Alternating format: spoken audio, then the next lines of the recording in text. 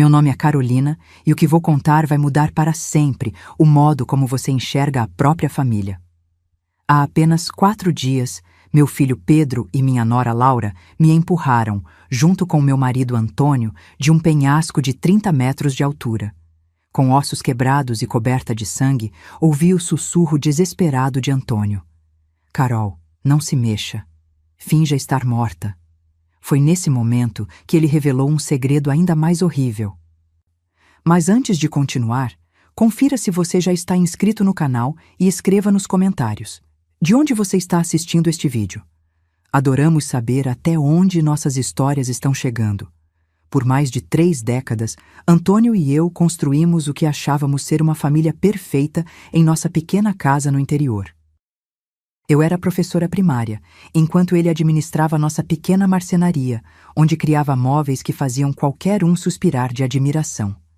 Tínhamos 2 filhos, Eduardo, o mais velho, e Pedro, que veio 5 anos depois. Eduardo era nossa alegria, sempre ajudando o pai na oficina e trazendo amigos para casa nos finais de semana. Pedro era mais reservado, mas ainda assim eu o amava profundamente. Como mãe, você nunca tem favoritos, ou pelo menos era o que eu pensava. Aos domingos, depois da missa, reuníamos toda a família em volta da mesa de jantar que Antônio havia esculpido com suas próprias mãos. Eduardo nos contava seus planos de estudar engenharia na capital, enquanto Pedro mexia silenciosamente na comida em seu prato. À noite, meu marido e eu caminhávamos pela trilha ao redor da cidade, conversando sobre nossos sonhos e como veríamos nossos netos crescerem na mesma casa onde criamos nossos filhos. Nunca imaginei que essas caminhadas inocentes seriam um ensaio para a que quase me matou. Nossa vida era simples, mas feliz. Pelo menos era o que eu acreditava. Mas a felicidade perfeita, como descobriria anos depois, muitas vezes esconde as tragédias mais profundas. Quando Eduardo completou 22 anos, algo mudou em nossa família. Ele e Pedro começaram a discutir com frequência sobre assuntos que eu não compreendia. Eu os ouvia sussurrando no corredor e eles se calavam quando eu me aproximava. Antônio me dizia que eram apenas coisas de irmãos e que logo passaria. Eu queria acreditar nele, porque precisava manter a ilusão de que minha família ainda era perfeita. Uma noite de outubro, há exatamente 20 anos, Eduardo não voltou para casa para o jantar. Esperamos até a madrugada, ligamos para amigos, procuramos em todos os lugares que ele frequentava. Pedro estava em seu quarto, supostamente estudando, mas havia algo estranho em seus olhos sempre que eu perguntava sobre o paradeiro do irmão. Antônio saiu com os vizinhos para procurar Eduardo. Eles vasculharam cada canto da cidade, cada trilha, cada lugar que nosso filho costumava frequentar. Ao amanhecer, encontraram seu corpo no fundo do barranco perto do rio. A polícia disse que foi um acidente, que ele provavelmente escorregou no escuro. Eu nunca questionei essa versão, porque não podia imaginar que a verdade era muito mais horrível. O funeral de Eduardo foi o dia mais sombrio da minha vida. Usei meu único vestido preto, o mesmo que tinha usado no funeral da minha mãe anos antes.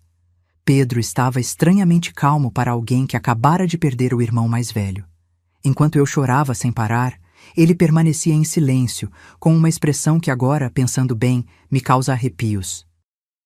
Antônio nunca saiu do meu lado durante todo o funeral, me amparando quando minhas pernas fraquejavam, sussurrando palavras de conforto que, como descobri depois, tinham um gosto amargo em sua boca. Após a morte de Eduardo, Pedro mudou completamente. Ele se tornou mais atencioso, mais amoroso, como se estivesse tentando preencher o vazio deixado pelo irmão. Ajudava-me com as tarefas domésticas, acompanhava o pai na oficina e me trazia pequenos presentes quando me via triste. Na época pensei que fosse a maneira dele de lidar com o luto, de compensar a perda que todos sentíamos. Como fui ingênua. O que ele estava realmente fazendo era construindo uma fachada perfeita para esconder o monstro que habitava dentro dele. Os anos se passaram e a ferida nunca cicatrizou completamente, mas aprendemos a viver com ela. Pedro se casou com Laura, uma moça aparentemente doce da cidade vizinha, e eles pareciam felizes. Tiveram 2 lindos filhos, e eu finalmente senti que a vida estava nos dando uma segunda chance de felicidade. Laura me chamava de mãe e me ajudava quando eles nos visitavam. Pedro havia herdado o talento do pai para a marcenaria e abriu sua própria loja. Tudo parecia perfeito novamente. Mas agora, deitada no fundo deste barranco com minhas costelas quebradas e o gosto metálico de sangue na boca, entendo que toda essa felicidade era uma mentira cuidadosamente arquitetada. Os primeiros sinais de que algo estava errado começaram há 6 meses, quando Antônio e eu decidimos atualizar nosso testamento. Ao longo dos anos, havíamos economizado cada centavo. Entre nossa casa, o terreno que herdei dos meus pais e nossas economias, tínhamos quase R$180 mil para deixar para nossos filhos e netos. Foi Pedro quem sugeriu que visitássemos o advogado. Mãe, pai, vocês já têm 60 anos agora. É importante deixar tudo organizado. Ele nos disse com aquele sorriso que agora me parece sinistro. Laura concordava ao lado dele, segurando minha mão com aqueles dedos que mais tarde me empurrariam para a morte. Nós amamos vocês e queremos ter certeza de que estão protegidos, ela acrescentou com sua voz suave. O advogado, Sr. Marcos, um homem que conhecíamos há anos, explicou as opções. Poderíamos criar um fundo, dividir a herança entre os netos ou fazer um testamento tradicional.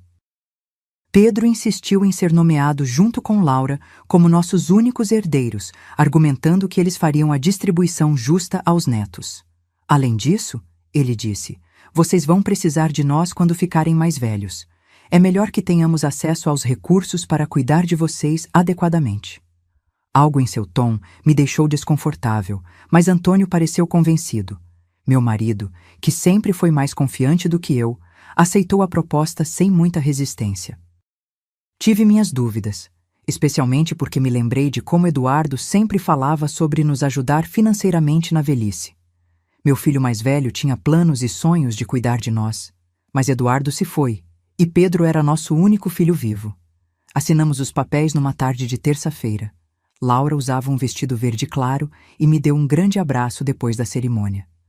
Agora somos oficialmente uma família unida para sempre, ela sussurrou em meu ouvido. As palavras dela me causaram um arrepio na hora, embora eu não entendesse o porquê.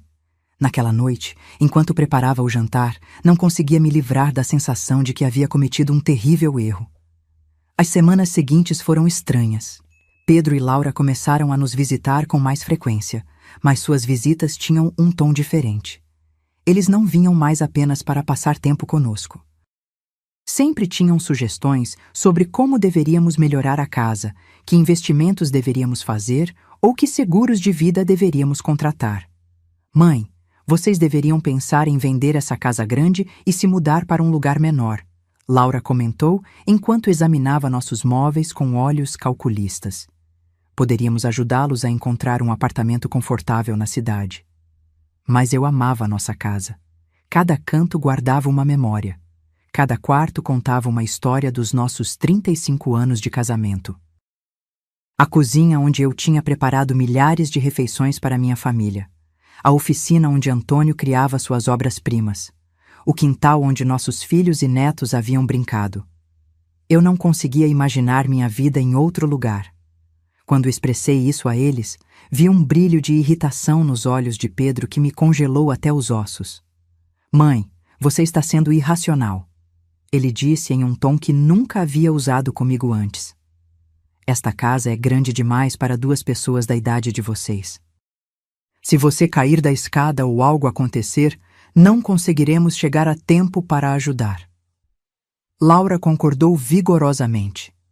Além disso, a manutenção deve custar uma fortuna.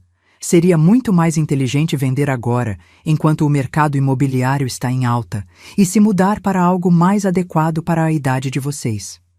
Antônio começou a considerar os argumentos deles. Meu marido, sempre prático, passou a falar sobre a lógica por trás das sugestões. Mas eu não conseguia me livrar da sensação de que havia algo mais por trás de toda essa pressão. Uma noite, depois de outra dessas conversas tensas, perguntei a Antônio se ele não achava estranho que Pedro estivesse de repente tão interessado em nossas finanças. Carolina, ele apenas se preocupa conosco, ele respondeu enquanto escovava os dentes.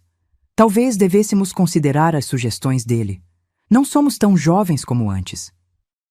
Mas vi algo nos olhos do meu marido, uma sombra de dúvida que ele não queria reconhecer. Agora sei que Antônio já tinha suas suspeitas, que ele havia começado a conectar os pontos que eu nem sabia que existiam. As coisas pioraram quando Pedro sugeriu que lhe dessemos uma procuração sobre nossas finanças.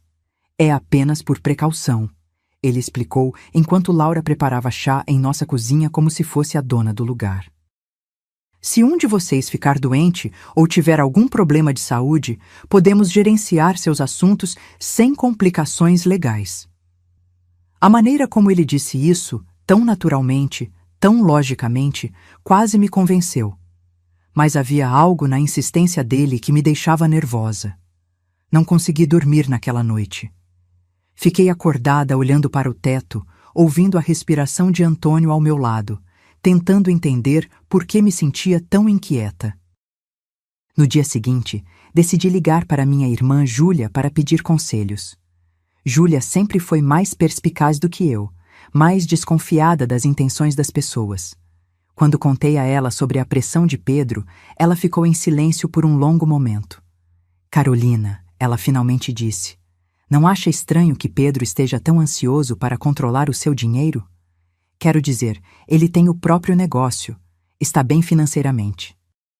Por que precisaria de tanto controle sobre suas finanças? As palavras dela me atingiram como um tapa na cara. Ela estava certa.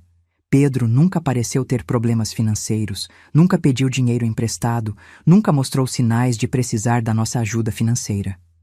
Naquela tarde, quando Pedro veio para mais uma de suas conversas sobre nosso futuro, decidi confrontá-lo diretamente. Filho, eu disse enquanto estávamos sentados na sala de estar, por que é tão importante para você ter controle sobre nossos assuntos financeiros? Seu pai e eu ainda estamos lúcidos. A reação dele foi imediata e reveladora. O rosto endureceu, e por um momento vi algo em seus olhos que me lembrou outra pessoa, algo frio, calculista e perigoso. Mãe, não se trata de controle, ele respondeu com uma voz tensa. Trata-se de amor, cuidado e responsabilidade familiar. Mas a maneira como ele disse responsabilidade familiar soou mais como uma ameaça do que uma expressão de afeto. Laura, que tinha ficado em silêncio até então, interveio com sua voz doce, mas firme. Carolina, só queremos o melhor para vocês. É doloroso ver vocês se preocuparem com coisas que poderíamos resolver facilmente. Naquela noite, depois que eles foram embora, Antônio e eu tivemos nossa primeira discussão séria em anos. Ele achava que eu estava sendo paranoica, procurando problemas onde não havia nenhum. Insisti que algo não estava certo, que o comportamento do nosso filho havia mudado demais. Antônio, eu disse enquanto lavávamos a louça, você se lembra de como Pedro era antes de Eduardo morrer?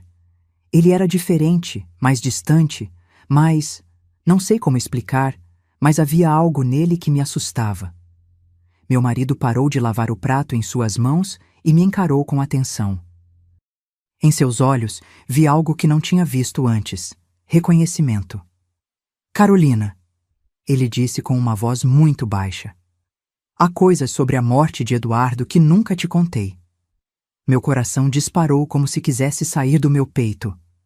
As palavras de Antônio me atingiram como um raio, abrindo uma ferida que eu nem sabia que existia. O que tem sobre a morte de Eduardo? Perguntei com a voz trêmula. Meu marido se sentou pesadamente em uma das cadeiras da cozinha, a mesma mesa onde havíamos compartilhado tantas refeições em família, onde Eduardo costumava fazer sua lição de casa e onde Pedro sempre permanecia em silêncio. Antônio passou as mãos pelo rosto, como se tentasse apagar as memórias que o atormentavam há 2 décadas. Na noite em que Eduardo morreu, ele começou com a voz embargada. Pedro não estava em seu quarto estudando como nos disse. Eu o vi sair de casa por volta das 8 horas. Segui-o porque algo em sua atitude me preocupou. Ele tinha estado muito estranho naqueles dias, mais agressivo, mais ressentido. Meu marido parou, olhando para suas mãos calejadas, como se a terrível verdade que guardara por tanto tempo estivesse escrita nelas. Eu os vi discutindo perto do barranco. Carol, eu os ouvi gritando coisas horríveis um para o outro. O mundo começou a girar ao meu redor. Sobre o que eles estavam discutindo? Sussurrei, embora uma parte de mim já não quisesse saber a resposta. Antônio levantou os olhos e vi lágrimas neles. Lágrimas que ele nem sequer derramara no funeral do nosso filho mais velho. Sobre dinheiro. Carolina, Pedro estava furioso porque Eduardo era o mais velho, porque, segundo as tradições familiares, ele herdaria a maior parte dos nossos bens. Mas havia algo mais, algo sobre um dinheiro que Eduardo havia descoberto. Que dinheiro? Perguntei, sentindo o chão desaparecer sob meus pés. Antônio suspirou profundamente antes de continuar. 3 dias antes de morrer, Eduardo veio falar comigo na oficina. Ele havia descoberto que Pedro estava roubando dinheiro das nossas economias. Pequenas quantias no início, mas depois somas maiores. Eduardo tinha provas. Estava investigando há meses. Minha mente recusou-se a processar o que eu estava ouvindo. Meu filho caçula, aquele que tinha sido tão atencioso após a morte de Eduardo, aquele que nos ajudava e cuidava de nós, estava nos roubando antes mesmo de seu irmão morrer. Por que você nunca me contou? Acusei Antônio, sentindo a traição se multiplicar. Porque quando cheguei ao barranco naquela noite, já era tarde demais, respondeu com uma voz sufocada. Eu vi Pedro de pé ao lado do corpo de Eduardo. Nosso filho mais novo tremia, chorava e repetia várias vezes: "Foi um acidente. Foi um acidente." Ele olhou para mim desesperado e implorou por ajuda. "Pai", ele disse.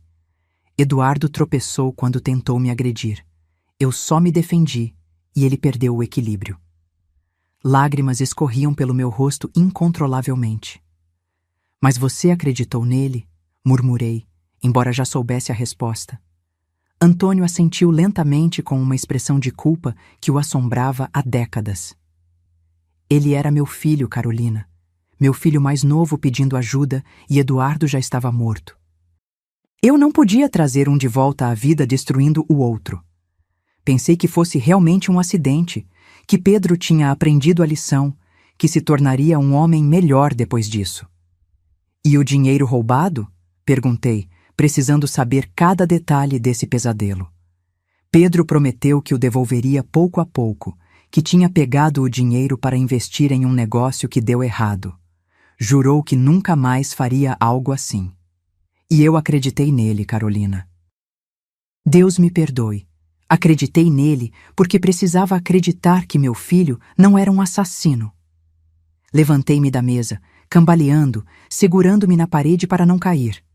Tudo o que eu havia acreditado sobre minha família, sobre meu filho sobrevivente, sobre os últimos 20 anos da minha vida, era uma mentira. "Ele devolveu o dinheiro?" perguntei, embora já soubesse a resposta pelo olhar no rosto de Antônio. "Nunca", respondeu. Na verdade, continuou roubando pequenas quantias que eu fingia não notar, porque confrontá-lo significaria admitir que eu tinha acobertado um assassinato. Tornei-me cúmplice dele, Carolina. Cada vez que fiquei em silêncio, cada vez que fingi não ver as contas bancárias diminuírem, tornava-me mais cúmplice. A terrível realidade começou a tomar forma em minha mente. "É por isso que ele está tão interessado em controlar nossas finanças agora", murmurei. "Não é porque se importa conosco. É porque quer terminar o que começou há 20 anos." Antônio assentiu gravemente. "E há algo mais, Carolina. Algo que descobri há apenas algumas semanas." "O que mais poderia haver?" perguntei, sentindo que meu coração não aguentava mais revelações. Antônio foi até sua escrivaninha e pegou alguns papéis que havia escondido sob outros documentos. "Estive investigando discretamente as finanças de Pedro. O negócio de marcenaria dele não está indo tão bem quanto quer que acreditemos. Na verdade, está à beira da falência. Ele deve mais de R$ 90 mil a vários bancos e fornecedores. Os papéis tremeram em minhas mãos enquanto lia os números. Pedro não era o homem de sucesso que fingia ser. Era um fracassado desesperado que vivia de mentiras e dinheiro roubado há décadas. Laura sabe de tudo isso? Perguntei, lembrando do sorriso doce e dos abraços afetuosos dela. Tenho certeza que sim, Antônio respondeu. Notei como ela direciona as conversas quando falam sobre nosso dinheiro. Como faz perguntas específicas sobre nossas economias, o valor da casa, nossos seguros de vida. Não são perguntas inocentes, Carolina. São perguntas de alguém que está calculando exatamente quanto vale nossa morte. Essa frase me gelou até os ossos. Nossa morte, repeti num sussurro. Foi a primeira vez que considerei que Pedro poderia querer nos causar danos físicos. Até aquele momento pensei que ele apenas quisesse nos roubar ou nos enganar. Mas se havia matado o próprio irmão por dinheiro, o que o impediria de matar os pais pela mesma razão? Antônio, disse, agarrando suas mãos. Temos que ir à polícia, contar a verdade sobre Eduardo e sobre o que está acontecendo agora. Mas meu marido balançou a cabeça com um olhar de desamparo que partiu meu coração. Com que provas, Carolina? Sou cúmplice de acobertar um assassinato. Se falar agora, também irei para a prisão. E, além disso, quem vai acreditar em um homem idoso guardando esse segredo há 20 anos? Ele estava certo. Então, apenas esperamos ele nos matar como matou Eduardo? Vamos ser muito cuidadosos, Antônio disse, tentando soar mais confiante do que realmente estava. Vamos encontrar uma maneira de nos proteger, de reunir evidências para... Suas palavras foram interrompidas pelo som do telefone. Era Pedro. Oi, mãe, ele disse com aquela voz doce que agora soava sinistra.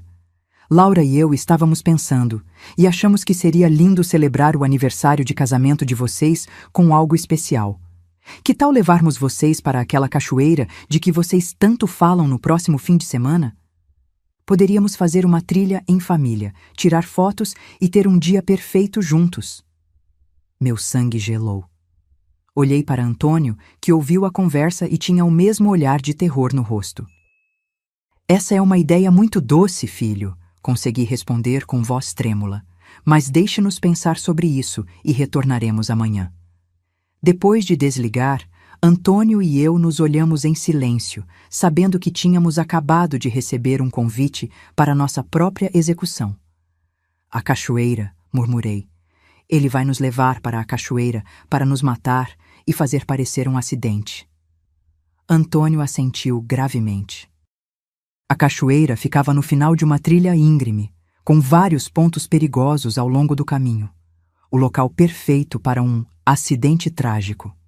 Naquela noite, não dormimos um minuto, abraçados em nossa cama, planejando como poderíamos nos salvar do nosso próprio filho.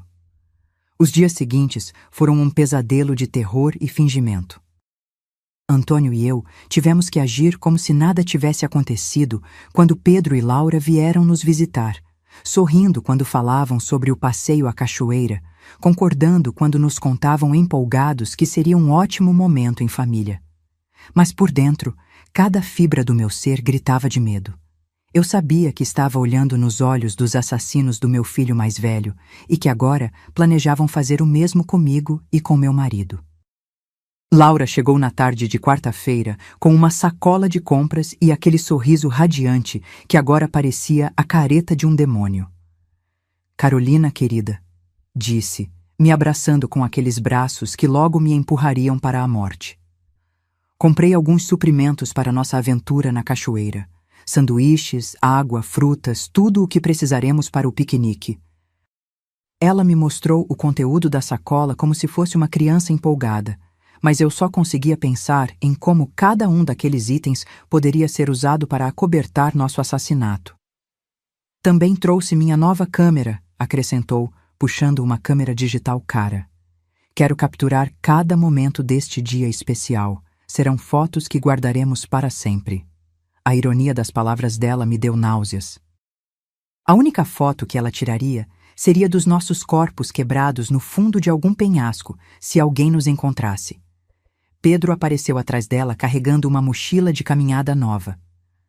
Pai, disse para Antônio com entusiasmo fingido. Comprei todo o equipamento necessário para uma trilha segura. Cordas, lanternas, um kit de primeiros socorros. Cada palavra que saía da boca dele soava como uma zombaria cruel. Equipamento de segurança para planejar nossos assassinatos. A perversidade da situação me deixou tonta. Não é um pouco perigoso para pessoas da nossa idade? Perguntei, tentando soar casual enquanto procurava qualquer desculpa para cancelar a viagem. Laura acariciou minha bochecha com aquela falsa ternura que me embrulhava o estômago. É por isso que escolhemos uma trilha muito fácil e segura, garantiu. É um caminho que até crianças podem fazer. Além disso, Pedro e eu estaremos lá para cuidar de vocês o tempo todo. Sim, eles estariam lá para cuidar de nós até o momento exato em que decidissem nos empurrar de um penhasco. Naquela noite, quando finalmente foram embora, Antônio e eu nos sentamos na sala de estar, tremendo não apenas do frio, mas do terror absoluto que havíamos contido por horas. Não podemos ir, eu disse, agarrando as mãos dele. Simplesmente não podemos. Vamos inventar alguma desculpa. Se não formos, Antônio respondeu com uma voz grave, eles vão encontrar outra maneira de nos matar. Talvez algo que pareça ainda mais acidental, como um incêndio na casa ou um assalto que deu errado. Pelo menos na cachoeira, sabemos o que eles vão tentar fazer. As palavras dele tinham uma lógica terrível, mas não me confortaram em nada. Então, o que você sugere? Perguntei, desesperada para encontrar alguma solução que salvasse nossas vidas. Antônio ficou pensativo por alguns minutos antes de responder. Vamos, mas estaremos preparados. Vou esconder meu celular e configurá-lo para gravar tudo o que acontecer. Se conseguirmos sobreviver, teremos evidências. E se não... A voz dele falhou. Pelo menos, alguém saberá a verdade. Na sexta-feira à noite, mal conseguimos tocar no nosso jantar. Sabíamos que poderia ser nossa última refeição juntos em nossa casa, naquela cozinha onde havíamos compartilhado tantos momentos felizes quando éramos uma família de verdade. Antônio revisou seu testamento mais uma vez, certificando-se de que, se algo acontecesse conosco, pelo menos Pedro não conseguiria tudo sem haver algum registro de nossas suspeitas. Escrevi uma carta, ele confessou, mostrando um envelope lacrado. É endereçada à sua irmã Júlia. Nela, explico tudo o que sabemos sobre a morte de Eduardo e o que acreditamos que Pedro planeja fazer conosco. Eu a escondi no lugar onde guardamos nossos documentos importantes. Se não voltarmos deste passeio, pelo menos ela saberá onde procurar a verdade. Naquela noite, fomos para a cama abraçados, sussurrando palavras de amor que poderiam ser as últimas. Se algo acontecer comigo, Antônio disse, quero que você saiba que estes 35 anos com você foram os melhores da minha vida. Apesar de tudo, apesar dos erros e dos segredos, eu te amo mais do que minha própria vida. Chorei em silêncio, memorizando o ritmo da respiração dele, o calor de seu corpo, o cheiro de sua pele. Sábado amanheceu com um céu azul que parecia zombar da nossa situação. Pedro chegou cedo, assobiando uma melodia alegre que me gelou o sangue. Bom dia, meus pombinhos, gritou da porta da frente. Prontos para a grande aventura? Laura apareceu atrás dele, radiante como uma noiva no dia do casamento, exceto que este era um casamento com a morte. Durante o café da manhã, que mal conseguimos comer, Pedro explicou a rota que faríamos em detalhes. É uma trilha linda, disse, espalhando um mapa na mesa. Leva a um mirante onde se pode ver toda a cachoeira. Dizem que a vista é espetacular. Os olhos dele brilhavam com um entusiasmo que parecia demoníaco. Claro, as vistas seriam espetaculares. Seriam as últimas que veríamos em nossas vidas. A trilha tem algumas partes íngremes, Laura acrescentou, como se estivesse nos dando informações turísticas úteis. Mas nada que caminhantes experientes como vocês não possam lhe dar. O comentário dela sobre nossas supostas habilidades de caminhada soou como uma piada cruel. Éramos dois idosos de 60 anos que mal caminhávamos pelo parque de vez em quando. Enquanto carregávamos o carro, vi Pedro verificando meticulosamente sua mochila, certificando-se de que tinha tudo o que precisava para seu plano. Vi cordas, uma pequena pá e algo que parecia uma arma de sinalização. Para que serve isso? Perguntei, apontando para a arma. Para a segurança. Ele respondeu sem perder o ritmo. Se nos perdermos ou algo der errado, podemos enviar um sinal de socorro. Claro, eles enviariam um sinal de socorro depois de nos empurrar de um penhasco para que nossos corpos fossem encontrados e o trágico acidente durante um passeio em família fosse confirmado. Tudo havia sido calculado. Cada detalhe planejado para fazer nossos assassinatos parecerem perfeitamente naturais. A viagem de carro até a trilha durou 1 hora que pareceu uma eternidade.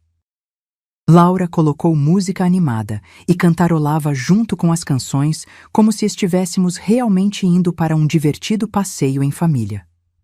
Pedro dirigia com cuidado, obedecendo a todos os limites de velocidade, parando em cada sinal de parada. Ele não queria arriscar um acidente que arruinasse seus planos perfeitos. Durante a viagem, Antônio discretamente pegou minha mão e ativou a gravação em seu telefone.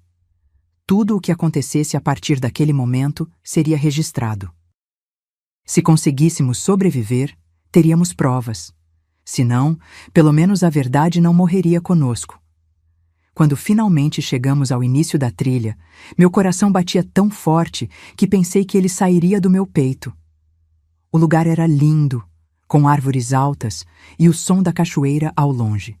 Mas para mim, tinha se tornado o cenário para minha própria execução. Pedro e Laura tiraram suas mochilas do carro, sorrindo e brincando como se fosse o dia mais feliz de suas vidas. Prontos para a aventura? Pedro perguntou, e pela primeira vez em 20 anos vi o mesmo brilho frio em seus olhos que ele tinha na noite em que matou seu irmão. A trilha começou relativamente fácil, serpenteando entre árvores exuberantes e rochas cobertas de musgo. Laura andava na nossa frente, constantemente tirando fotos e comentando sobre a beleza da paisagem. "Olhem essas flores silvestres", exclamou, apontando para arbustos cheios de flores roxas. "E aquela borboleta azul, que linda!" A atuação dela era perfeita, de uma nora amorosa, desfrutando de um dia especial com seus sogros. Pedro andava atrás de nós, supostamente para garantir que não ficássemos para trás. Mas eu podia sentir os olhos dele em nossas costas como facas. Cada vez que me virava para olhá-lo, ele sorria com aquele sorriso que havia aperfeiçoado ao longo de 20 anos de mentiras. "Como estão se sentindo, mãe e pai?" perguntava com falsa preocupação. "Precisam parar e descansar?" Depois de 1 hora de caminhada, começamos a subir uma parte mais íngreme da trilha. Minhas pernas já estavam cansadas e Antônio respirava com dificuldade. Não estávamos acostumados com este tipo de exercício, e nossos filhos assassinos sabiam disso perfeitamente. Haviam escolhido uma rota que nos esgotaria fisicamente, tornando-nos vulneráveis para quando chegasse a hora de executar o plano. "Estamos quase no mirante", Laura anunciou. Embora, de acordo com o mapa que eu tinha visto em casa, ainda tivéssemos pelo menos mais 1 hora de caminhada, a mentira dela confirmou que eles não tinham intenção de chegar ao mirante de verdade. O lugar onde planejavam nos matar deveria estar muito mais perto. Durante a caminhada, tentei memorizar cada detalhe da trilha, cada árvore, cada rocha que pudesse servir como referência se conseguisse sobreviver e precisasse explicar à polícia exatamente onde tudo aconteceu. Antônio fazia o mesmo, e ocasionalmente trocávamos olhares carregados de terror e determinação. Sabíamos que estávamos caminhando para nossas mortes, mas também sabíamos que era nossa única chance de conseguir as evidências de que precisávamos. "Oh, olhem aquilo!" Laura de repente gritou, apontando para uma formação rochosa que se destacava à nossa direita. Aquele penhasco tem uma vista incrível. Por que não subimos lá para tirar algumas fotos especiais? Meu sangue gelou. Lá estava, o lugar que eles haviam escolhido para nosso assassinato. O penhasco se erguia cerca de 30 metros acima da trilha principal, acessível por um caminho secundário que parecia muito mais perigoso do que o que estávamos seguindo. As rochas estavam soltas, havia menos árvores para se agarrar caso tropeçássemos, e do topo podia-se ver um precipício que caía em uma ravina profunda, cheia de rochas pontiagudas. Não sei se é uma boa ideia, eu disse, tentando soar casual. Essa trilha parece bastante perigosa para pessoas da nossa idade. Mas Pedro já tinha começado a caminhar em direção à bifurcação, carregando sua mochila cheia de equipamentos de segurança que eu sabia que ele não usaria para nos salvar. Vamos, mãe, ele disse com aquela voz que usava quando era criança e queria me convencer de algo. Vai levar apenas alguns minutos. Além disso, Laura está certa. As fotos lá de cima serão espetaculares. A maneira como ele disse espetaculares me fez tremer. Seriam espetaculares para quem as visse depois como evidência do nosso acidente. Antônio apertou minha mão discretamente, lembrando-me que seu telefone estava gravando tudo. Tínhamos que continuar. Tínhamos que ir até o fim para conseguir as evidências que precisávamos. Se recusássemos agora, eles simplesmente encontrariam outra oportunidade, outro lugar, outra desculpa para nos matar. A subida para o penhasco foi exaustiva. As rochas soltas deslizavam sob nossos pés, e mais de uma vez estive prestes a cair. Mas o mais aterrorizante foi perceber o quão perfeito este lugar era para um assassinato. Se alguém caísse acidentalmente do topo, não haveria como sobreviver. E mais importante, não haveria testemunhas. Quase lá! Laura gritou de cima, onde já tinha chegado com a agilidade de alguém que tinha planejado esta rota com cuidado. Pedro a seguiu e então ajudou Antônio e eu a completar os últimos metros da subida. As mãos dele em meus braços pareciam as garras de um abutre. O mirante era de fato espetacular. De lá, podíamos ver todo o vale, as montanhas ao longe e a cachoeira despencando entre as árvores. Em qualquer outra circunstância, teria sido um lindo momento para compartilhar com a família. Mas sabendo o que eu sabia, o lugar parecia o cenário perfeito para um pesadelo. Venham aqui para as fotos, Laura gritou, posicionando-se perto da beira do penhasco. Quero que a cachoeira esteja no fundo. Antônio e eu nos aproximamos lentamente, cada passo nos aproximando do nosso destino final. Eu podia ver Pedro se posicionando estrategicamente atrás de nós, calculando ângulos, medindo distâncias. Perfeito! Laura exclamou, levantando sua câmera. Agora, abracem-se e sorriam. Antônio e eu nos abraçamos, provavelmente pela última vez, enquanto ela tirava foto após foto. Cada flash da câmera parecia um raio anunciando a tempestade que estava prestes a vir. Tirem mais uma, Pedro sugeriu, movendo-se mais perto de nós. Mas desta vez, fiquem um pouco para trás para que a paisagem apareça melhor. Um passo para trás significava estar exatamente na beira do precipício. Antônio e eu trocamos um olhar. A hora tinha chegado. Movemo-nos para trás como nos foi dito, sentindo o chão sólido desaparecer sob nossos pés, restando apenas o vazio do abismo atrás de nós. Laura levantou a câmera mais uma vez, mas desta vez vi algo diferente em seus olhos. Não havia mais necessidade de fingir. A máscara havia caído. Sorriam, ela disse com uma voz que não tinha mais nada de doce. Esta vai ser a última foto de vocês. Naquele momento, Pedro se lançou em nossa direção com os braços estendidos. O plano era simples, nos empurrar para trás para que caíssemos no vazio, tirar algumas fotos do acidente e depois descer para descobrir nossos corpos quebrados. Mas Antônio vinha se preparando para este momento. No último segundo, ele conseguiu agarrar o pulso de Pedro e puxá-lo para a frente. Se vamos morrer, você vem conosco! Ele gritou com uma fúria que eu nunca tinha visto nele antes. Por um momento, nós 4 estávamos cambaleando na beira do penhasco, segurando uns aos outros em uma dança macabra entre a vida e a morte. Laura gritou e tentou ajudar Pedro, mas o peso de todos nós era demais. Senti o chão ceder sob meus pés, senti a gravidade começar a vencer a batalha. E então, nós 4 caímos juntos, trancados em um abraço mortal, gritando enquanto o ar assobiava ao nosso redor e o chão rochoso se aproximava em uma velocidade vertiginosa. Naqueles segundos que duraram uma eternidade, pensei em Eduardo, em como ele deve ter se sentido quando Pedro o empurrou para o barranco há 20 anos. O impacto foi brutal. Ouvi o som horrível de ossos quebrando, o som do meu próprio corpo se estilhaçando contra as rochas. A dor era indescritível. Mas ainda mais terrível era o gosto de sangue na minha boca e a certeza de que desta vez Pedro havia vencido. Desta vez não haveria testemunhas para contar a verdade. Mas então ouvi a voz de Antônio, fraca, mas clara. Carolina, não se mexa. Finja que está morta. E percebi algo incrível. Eu ainda estava viva. A dor era tão intensa que pensei que enlouqueceria. Cada fibra do meu corpo gritava em agonia.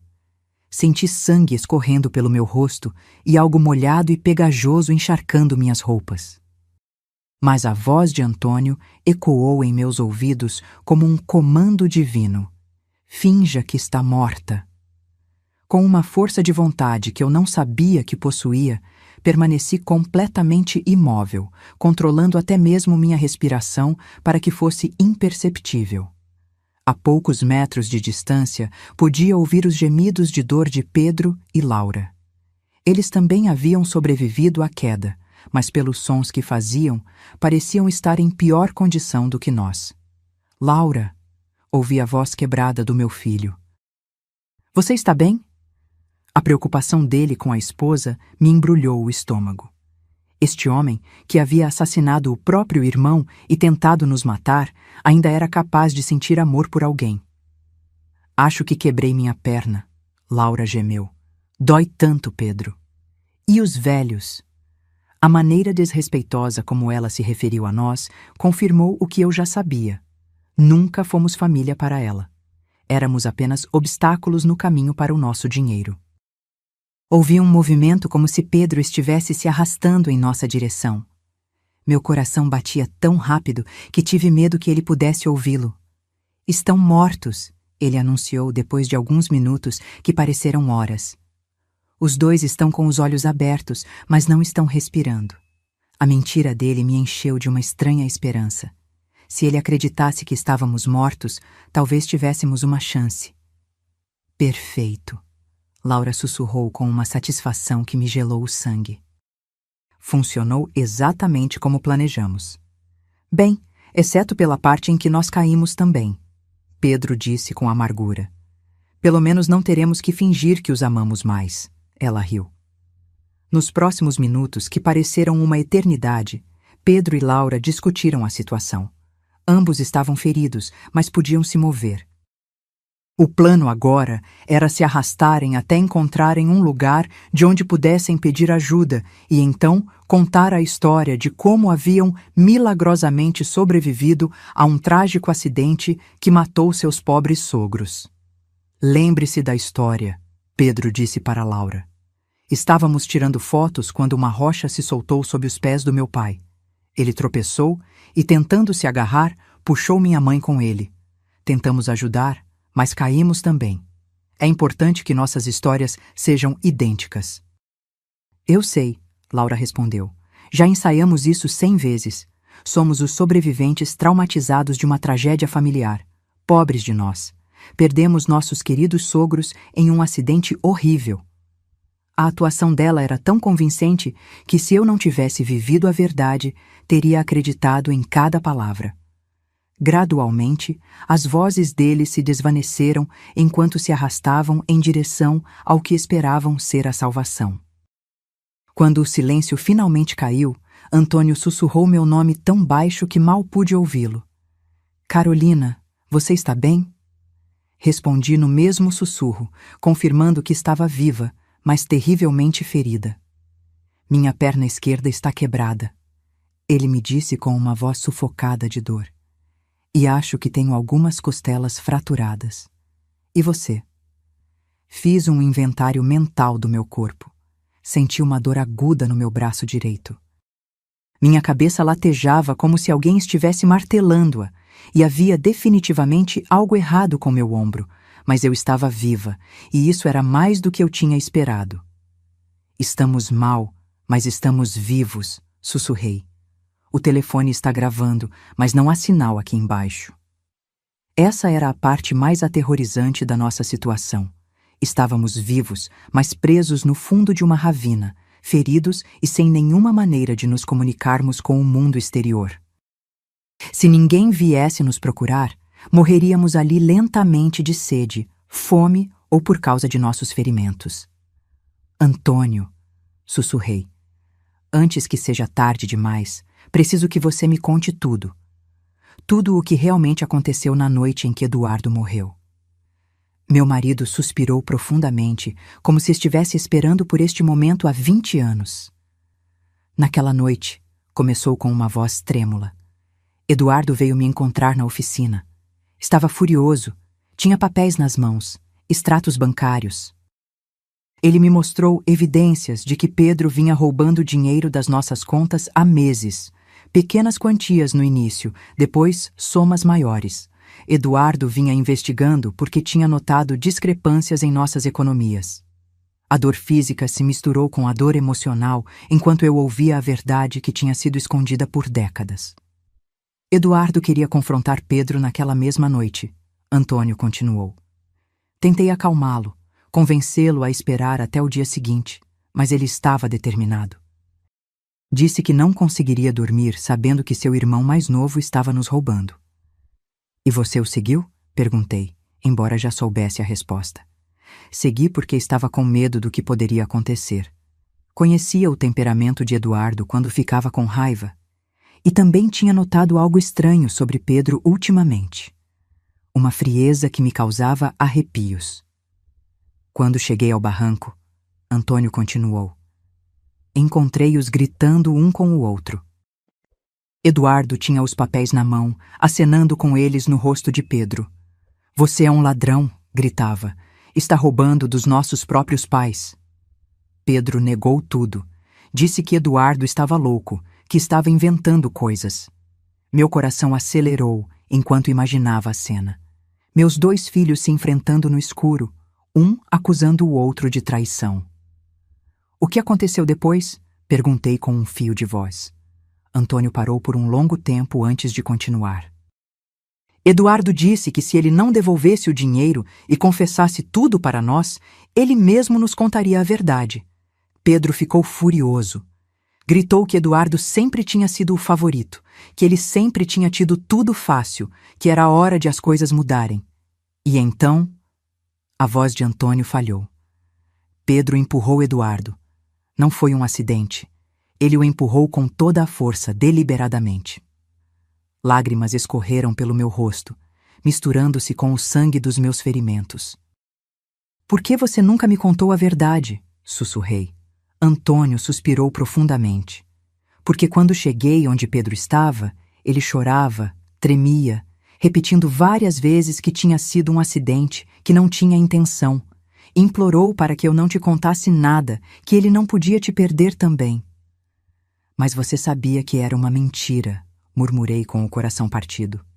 Sim, mas ele era meu filho, Carolina, meu único filho sobrevivente. Como eu poderia entregá-lo à polícia? Como poderia destruir o que restou da nossa família? A justificativa dele doeu tanto quanto minhas lesões físicas. E o dinheiro roubado? Continuei. Pedro prometeu que o devolveria pouco a pouco. Jurou que tinha sido uma má decisão, que estava desesperado, que nunca mais aconteceria. Mas ele nunca devolveu um único centavo. Na verdade, continuou roubando, e eu continuei em silêncio, porque a cada dia que passava, eu me tornava mais cúmplice do crime dele. Nesse momento, ouvimos vozes ao longe. Pedro e Laura tinham conseguido encontrar ajuda. Em breve, as equipes de resgate estariam aqui e nossos filhos assassinos interpretariam o papel de suas vidas. Os sobreviventes traumatizados de uma tragédia familiar. As vozes ficaram cada vez mais próximas, acompanhadas pelo som de helicópteros sobrevoando a área. A equipe de resgate havia chegado, e com eles veio o momento mais crucial das nossas vidas. Antônio e eu tínhamos que tomar uma decisão em questão de minutos. Deveríamos continuar fingindo que estávamos mortos, até encontrarmos a oportunidade perfeita para revelar a verdade ou arriscar ser resgatados junto com nossos assassinos? Carolina, Antônio sussurrou urgentemente. O telefone gravou tudo o que aconteceu lá em cima. Temos a confissão de Laura sobre o plano. Temos Pedro admitindo que somos obstáculos. Temos tudo, mas se nos encontrarem vivos agora, eles podem destruir as evidências antes que consigamos entregá-las às autoridades. Ele estava certo. Se Pedro e Laura percebessem que tínhamos sobrevivido e ouvido as confissões deles, encontrariam uma maneira de nos silenciar para sempre. Desta vez, não seria um acidente. Seria algo muito mais direto e definitivo. Tínhamos que esperar pelo momento perfeito. Eles estão aqui embaixo, a voz de Pedro gritou de cima. Meus pais, por favor, se apressem. A atuação dele era perfeita, sua voz quebrada de dor e desespero. Se eu não conhecesse a verdade, teria acreditado que ele era um filho devastado pela perda dos pais. Senhor, mantenha a calma. Uma voz autoritária respondeu que devia pertencer ao chefe da equipe de resgate. Vamos descer para avaliá-los. O senhor e sua esposa conseguem se mover? Ouvi o som de cordas e equipamentos sendo preparados para a descida. Laura tinha aperfeiçoado seu papel como a nora em luto. Não acredito que isso aconteceu, ela soluçou. Estávamos tirando fotos, tão felizes. Tudo aconteceu tão rápido. Uma rocha se soltou e eles caíram.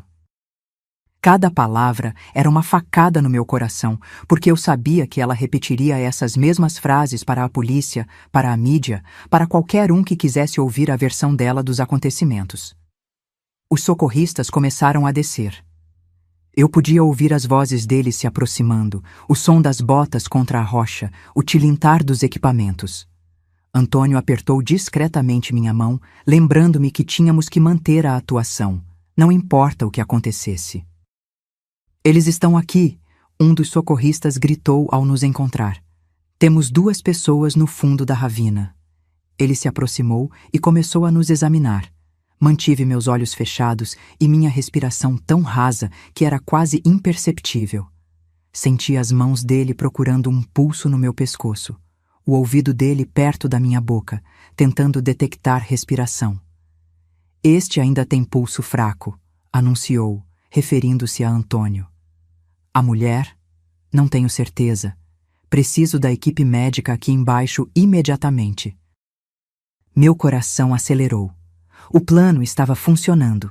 Eles acreditariam que Antônio estava à beira da morte, mas ainda vivo, enquanto eu estaria perto o suficiente da morte para não ser uma ameaça imediata. Nos minutos seguintes, que pareceram horas, os paramédicos trabalharam em nós. Senti que colocavam uma máscara de oxigênio em mim, verificavam minhas feridas e me prendiam a uma maca. O tempo todo, tive que lutar contra cada instinto do meu corpo que me gritava para abrir os olhos, para pedir ajuda, para parar de fingir. O homem está estável, mas em estado crítico, ouvi um dos paramédicos relatar pelo rádio. A mulher está em estado muito grave, o pulso está quase imperceptível. Precisamos transportá-los para o hospital imediatamente. Perfeito. Eles nos levariam para o hospital, onde teríamos a oportunidade de falar com as autoridades sem que Pedro e Laura pudessem nos silenciar. Durante a subida nas macas, pude ouvir os soluços fingidos de Laura e as palavras de conforto que os socorristas ofereciam a ela e a Pedro. Você foi tão corajosa por sobreviver a isso, alguém lhe disse. É um milagre que vocês 2 estejam relativamente bem. Se eles soubessem que o verdadeiro milagre era que Antônio e eu estávamos vivos para contar a verdade. No helicóptero médico, enquanto voávamos em direção ao hospital, podia sentir a presença de Antônio na maca ao meu lado. Os paramédicos estavam focados em mantê-lo estável, e pelas conversas deles, entendi que ele estava em estado crítico. As lesões dele eram mais graves do que as minhas, e por um momento terrível, temi que ele pudesse morrer antes que tivéssemos a chance de revelar a verdade. Senhora, ouvi um dos paramédicos me dizer, se puder me ouvir, aguente firme, estaremos no hospital em poucos minutos. A voz dele era gentil, cheia de uma compaixão genuína que contrastava dramaticamente com a falsidade que eu vinha ouvindo da minha própria família. Quando chegamos ao hospital, o caos foi imediato. Médicos e enfermeiros corriam de um lado para o outro, gritando ordens médicas que eu não entendia. Fui levada diretamente para uma sala de emergência, onde começaram a trabalhar em minhas lesões. Eu tinha que continuar fingindo que estava inconsciente, mas também precisava encontrar uma maneira de me comunicar com alguém em quem pudesse confiar. Doutor, ouvi uma enfermeira dizer, os sinais vitais dela estão estranhos.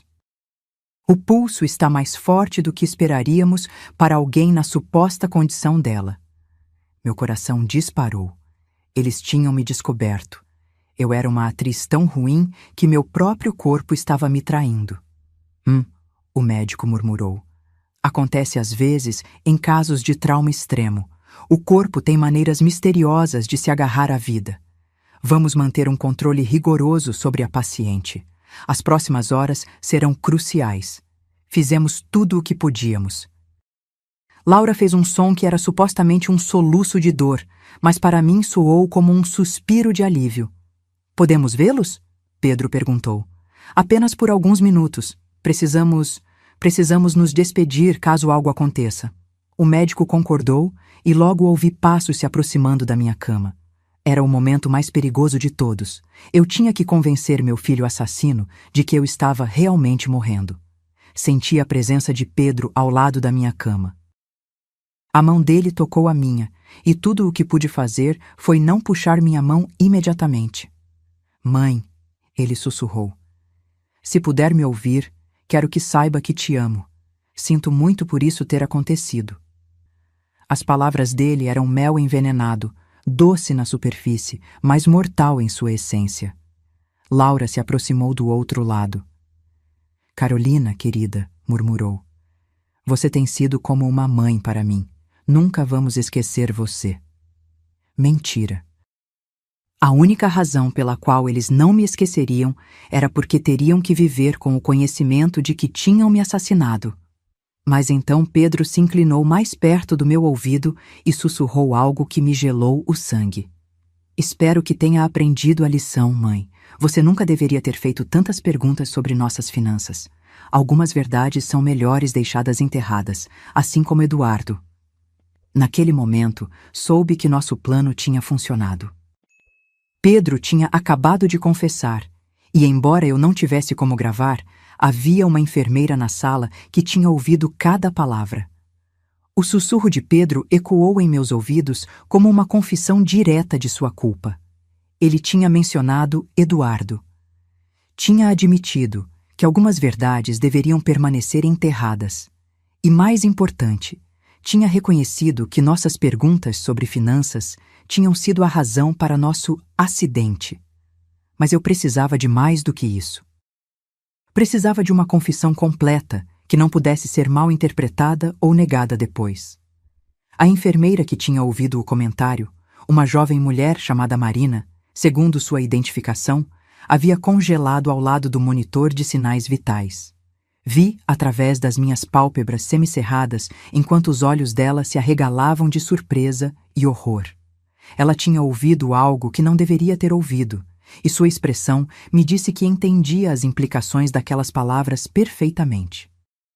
O que você disse sobre Eduardo? Laura sussurrou, obviamente surpresa com a menção do irmão morto. Pedro ficou tenso, percebendo que tinha falado demais. Nada, murmurou. Eu apenas quis dizer, bem, mamãe sempre se perguntou o que realmente aconteceu naquela noite. Acho que não importa mais. Mas importava. e Laura era inteligente o suficiente para perceber que seu marido tinha cometido um erro.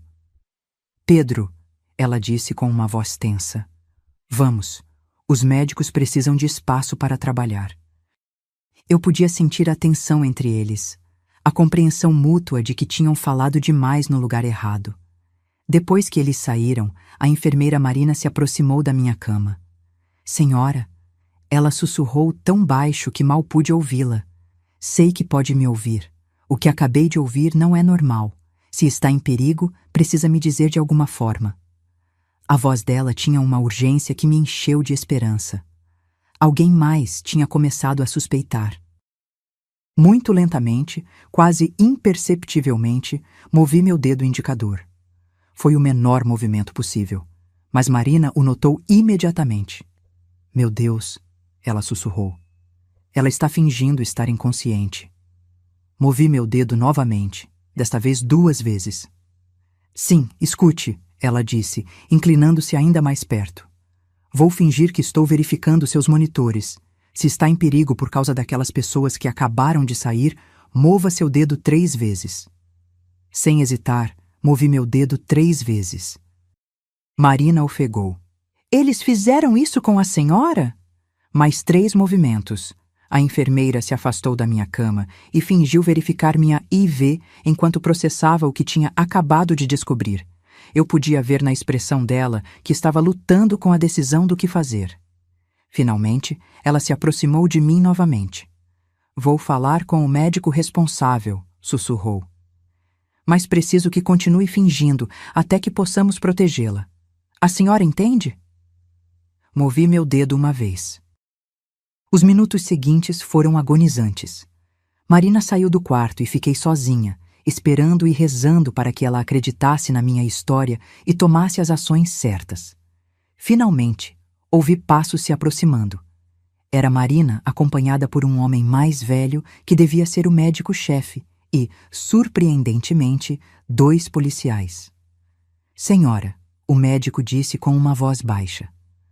A enfermeira Marina nos contou sobre sua situação. Se puder me ouvir, precisa saber que está segura agora. Os policiais estão aqui para protegê-la. Uma onda de alívio tão intensa quase quebrou minha atuação. A senhora pode abrir os olhos? Um dos policiais perguntou. Lentamente, muito lentamente, abri meus olhos. A luz do hospital me cegou por um momento, mas gradualmente consegui focar nos rostos preocupados que me cercavam. Graças a Deus, Marina murmurou. Pensei que estava imaginando coisas.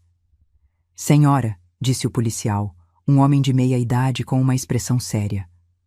Sou o detetive Ribeiro. Entendemos que pode estar em uma situação muito perigosa. Pode nos dizer o que realmente aconteceu na cachoeira? Minha voz saiu como um sussurro rouco depois de horas fingindo estar inconsciente. Meu filho e a esposa dele nos empurraram. As próximas horas foram um turbilhão de depoimentos, gravações e revelações. Contei ao detetive Ribeiro tudo o que sabia. A morte de Eduardo, os roubos de Pedro, a pressão para mudar nosso testamento e, finalmente, o plano para nos assassinar na cachoeira. Mas a coisa mais importante era a gravação no telefone de Antônio. Seu marido tem evidências gravadas? O detetive perguntou, os olhos brilhando. Sim, respondi. Tudo está no telefone dele. As confissões, os planos, tudo. O detetive imediatamente foi para o quarto onde Antônio estava sendo tratado. Antônio havia recuperado a consciência 1 hora depois de mim, e quando o detetive explicou a situação, ele entregou seu telefone sem hesitar. Aqui está tudo, ele disse com uma voz fraca, mas firme. 20 anos de mentiras, e a verdade sobre o que aconteceu hoje. Enquanto os técnicos da polícia analisavam a gravação, Pedro e Laura permaneceram na sala de espera, interpretando seu papel como membros da família devastados para outros visitantes do hospital. Eles não tinham ideia de que sua atuação cuidadosa estava prestes a terminar para sempre. A gravação é clara. O detetive anunciou depois de 1 hora. Temos confissões explícitas sobre o assassinato de Eduardo, admissões sobre roubar dinheiro e evidências diretas de tentativa de assassinato premeditada contra vocês dois. É mais do que suficiente para prendê-los. Mas vocês vão prendê-los aqui? Perguntei, preocupada com nossa segurança. Se eles perceberem que estamos vivos e falando... O detetive assentiu, entendendo minha preocupação. Já temos policiais em posição. Assim que tivermos o mandado de prisão assinado, os levaremos. Enquanto isso, vocês dois estão sob proteção policial. A ironia da situação não me escapou. Pedro e Laura estavam lá embaixo, provavelmente conversando com parentes de outros pacientes, recebendo condolências pelas nossas mortes, planejando como lidar com nosso funeral e herança. Não tinham ideia de que nos quartos do andar de cima do hospital estávamos desmantelando seu mundo de mentiras cuidadosamente construído. Há mais alguma coisa? O detetive disse, puxando uma pasta de documentos. Depois de ouvir sua história, investigamos as finanças do seu filho. Ele não está apenas falido, como a senhora suspeitava, mas também deve dinheiro a algumas pessoas muito perigosas, agiotas que não aceitam desculpas. Meu sangue gelou. Quer dizer que não éramos apenas inconvenientes para ele? O detetive confirmou com um gesto sério. Vocês eram a única salvação dele. Com a herança de vocês, ele poderia pagar suas dívidas e recomeçar. Sem vocês, ele provavelmente estaria morto em algumas semanas. Essa revelação adicionou uma nova dimensão à traição. Pedro não nos via apenas como obstáculos. Nos via como sua salvação financeira. Nossa morte não era apenas conveniente para ele. Era absolutamente necessária para sua sobrevivência. E o que vai acontecer com nossos netos? Perguntei, sentindo uma nova onda de dor ao pensar nos filhos inocentes de Pedro e Laura. Os serviços sociais vão assumir a custódia temporária deles, o detetive respondeu gentilmente. Mas pelo que entendo, a senhora poderia solicitar a guarda assim que se recuperar dos seus ferimentos. A ideia de criar os filhos dos nossos próprios assassinos era avassaladora, mas também era a única maneira de garantir que algo de bom viria deste pesadelo. Aquelas crianças eram inocentes e mereciam a chance de crescer em um lar onde o amor era real, não fingido. É hora, o detetive anunciou quando um policial entrou na sala com papéis em mãos. Os mandados estão assinados. Vamos prendê-los agora. Da janela do meu quarto, que dava para o estacionamento do hospital, pude ver policiais se posicionando discretamente. O momento que eu esperava há 20 anos finalmente havia chegado. Pedro e Laura, ouvi a voz firme do policial encarregado. Vocês estão presos pelo assassinato de Eduardo e pela tentativa de assassinato de Carolina e Antônio. O silêncio que se seguiu foi ensurdecedor. Então a voz histérica de Laura. Do que você está falando? Nós somos as vítimas aqui. Nossos sogros morreram em um acidente. Senhora, o policial respondeu calmamente. Seus sogros estão vivos e forneceram evidências completas dos seus crimes. Houve um momento de silêncio absoluto, seguido por um grito de desespero de Pedro. Isso é impossível. Nós os vimos morrer. Eles estavam mortos. A confissão involuntária dele foi capturada pelos gravadores da polícia, adicionando mais uma peça de evidência ao caso. Pelo rádio, ouvi Laura começar a culpar Pedro. Foi tudo ideia dele. Eu não queria fazer nada disso. Ele me forçou. E Pedro, em desespero, gritou. Foi você quem sugeriu o penhasco. Você planejou tudo isso. Em questão de minutos, a aliança que tinha durado por anos desmoronou enquanto cada um tentava salvar sua própria pele. O detetive Ribeiro retornou ao meu quarto 1 hora depois, com uma expressão de satisfação misturada com tristeza. Eles estão presos e a caminho da delegacia, informou. Ambos estão tentando culpar um ao outro, o que só fortalece o nosso caso, mas há algo mais que preciso lhe dizer. O que mais? Perguntei, embora não tivesse certeza se meu coração aguentava mais revelações. Durante a prisão, encontramos isto na mochila do seu filho, disse, mostrando-me um pequeno gravador digital. Aparentemente, ele vinha gravando as conversas com a senhora e seu marido nas últimas semanas, provavelmente procurando por evidências de que vocês suspeitavam de algo. Meu sangue gelou. O que isso significa? O detetive suspirou. Isso significa que ele sabia que vocês estavam começando a descobrir a verdade. A viagem para a cachoeira não foi uma decisão espontânea. Foi uma resposta direta às suspeitas de vocês. Em uma das gravações, pode-se ouvir claramente Laura dizendo a ele: "Temos que agir rápido antes que eles vão para a polícia."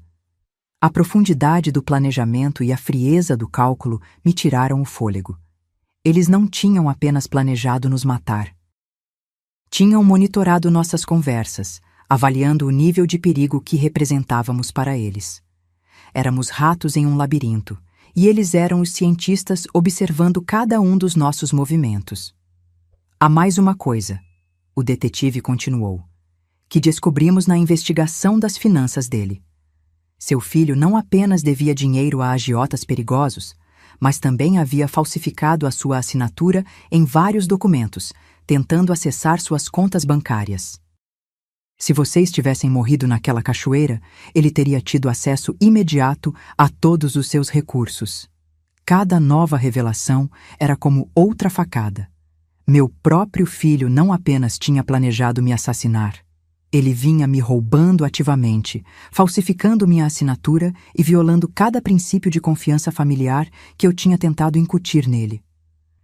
Quanto dinheiro ele roubou no total? Perguntei, embora não tivesse certeza se queria saber. Cerca de R$ 45.000 nos últimos 5 anos, o detetive respondeu. Pequenas quantias que ele pensou que a senhora não notaria, mas que, quando somadas, totalizam uma quantia significativa. O dinheiro que Antônio e eu havíamos economizado ao longo de décadas de trabalho duro, centavo por centavo, tinha sido o financiamento da vida de luxo do nosso filho enquanto ele planejava nosso assassinato. Os dias seguintes no hospital foram um turbilhão de entrevistas com a polícia, visitas de advogados e ligações da mídia que havia se interessado pela história. A imprensa local intitulou o caso como a traição familiar mais chocante da década, e repórteres de todo o país queriam ouvir nossa versão dos eventos. Minha irmã Júlia chegou da cidade vizinha chorando e me abraçando como se não me visse há décadas. Carolina, repetiu várias vezes. Eu sempre soube que havia algo estranho sobre Pedro depois da morte de Eduardo, mas nunca imaginei que ele fosse capaz disso. As palavras dela me confortaram porque confirmaram que meus instintos maternos não tinham sido completamente cegos. E as crianças? Perguntei sobre meus netos que agora estavam sob custódia temporária dos serviços sociais. Visitei-os ontem, Júlia respondeu tristemente. Estão confusos, perguntando por que os pais não podem voltar para casa. São jovens demais para entender o que realmente aconteceu. O advogado que contratamos, o Sr. Marcos, o mesmo que havia preparado nosso testamento, veio nos visitar com notícias sobre o processo legal. O caso é sólido, assegurou.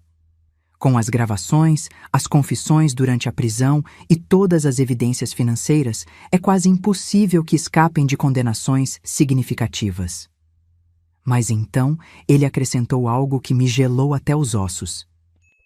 No entanto, eles estão tentando negociar uma confissão de culpa menor, alegando que foi um crime passional, não premeditado. Um crime passional? Exclamei indignada. Eles planejaram isso por semanas, compraram um equipamento especial e escolheram o lugar perfeito. O Sr. Marcos assentiu gravemente. Eu sei, e temos evidências de premeditação, mas os advogados deles vão argumentar que foi uma decisão desesperada tomada sob extrema pressão financeira. A ideia de que eles poderiam receber sentenças reduzidas por seus crimes me encheu de fúria. Eles haviam assassinado Eduardo, haviam tentado nos assassinar, haviam roubado nosso dinheiro por anos e agora queriam se apresentar como vítimas das circunstâncias. O que podemos fazer para garantir que recebam o que merecem? Perguntei. Testemunhar. O Sr. Marcos respondeu simplesmente. Seu testemunho, combinado com todas as evidências, será crucial para que o júri entenda a verdadeira natureza desses crimes. Mas devo avisá-la, será emocionalmente devastador enfrentar seu filho no tribunal. Ele estava certo. A ideia de olhar Pedro nos olhos durante o julgamento, de ouvir os advogados dele tentando justificar o injustificável, de reviver publicamente cada momento deste pesadelo, era avassaladora. Mas era o que eu tinha que fazer, por Eduardo, por nós e por meus netos, que mereciam saber a verdade sobre seus pais. 3 semanas após a prisão, Antônio e eu finalmente pudemos ir para casa. Nossos ferimentos tinham se curado o suficiente para nos permitir nos movimentarmos, embora ele ainda precisasse de muletas e eu estivesse com o braço em uma tipóia. A casa parecia estranha, como o cenário de uma peça, depois que todos os atores tinham ido embora. Tudo estava exatamente como tínhamos deixado no dia do nosso passeio em família. Os pratos do café da manhã ainda estavam na pia. A cama estava desarrumada.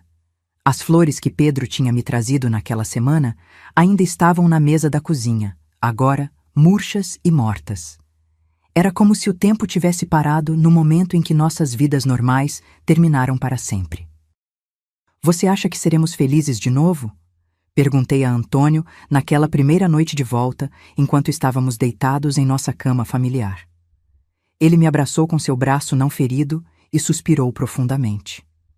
Não sei, Carolina, disse. Mas estamos vivos, temos a verdade do nosso lado e pela primeira vez em 20 anos não temos que viver com segredos. O julgamento começou 6 meses depois. No dia em que tive que testemunhar, olhei Pedro diretamente nos olhos pela primeira vez desde a prisão. Não vi remorso, nem dor. Não vi o filho que eu tinha criado.